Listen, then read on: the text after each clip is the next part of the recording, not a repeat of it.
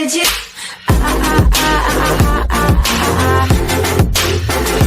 Anything you want. Extreme fear is now beginning to take hold, plus a bonus interview about gold and silver markets. With investors around the globe worried about the recent plunge in stocks, extreme fear is beginning to take hold. There is also a bonus interview with one of the greats in the business discussing the recent action in the gold and silver markets. Regarding the recent sell-off October 17, King World News airs a portion of what Peter Boockvar wrote today as the world awaits the next round of monetary madness. FTAR The recent sell-off, bullish sentiment moderated further according to investors' intelligence. Bulls fell to 51.9 from 56.3 last week and 61.8 in the week prior. The buy-on-the-dip mentality certainly worked for those who bought Monday just won't die, as none of the drop in the bulls in the past few weeks went to the bear side. They all shifted to correction instead.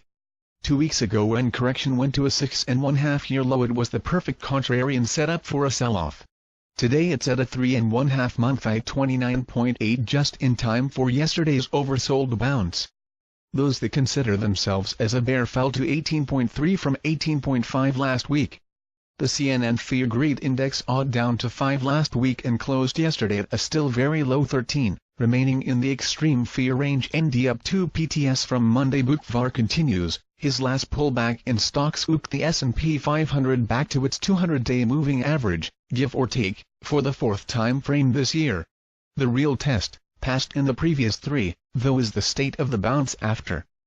The standoff between the monetary tightening on one hand and the strong U.S. earnings growth on the other is only intensifying, with the former having its impact now as the market has churned for 8 months. Looking at the 200-day moving average for a broader swath of stocks, NLY 33% of NYSE stocks closed above its 200-day moving average on Monday.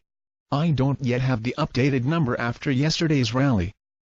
The impact of higher rates finally showed up in the weekly mortgage application data, with the 30-year mortgage rate up another 5 bps to 5.10%, the highest since February 2011. Purchase applications fell 5.9% with OW, and the index is at the lowest level since February 2017. FEs dropped by 9%/OW and are down 34% YOY and TA fresh 18-year low. We know the housing market is slowing as home price inflation, both price and funding, has finally bitten. Understand that you have almost an entire generation that does not know what a mortgage with a 5 handle is.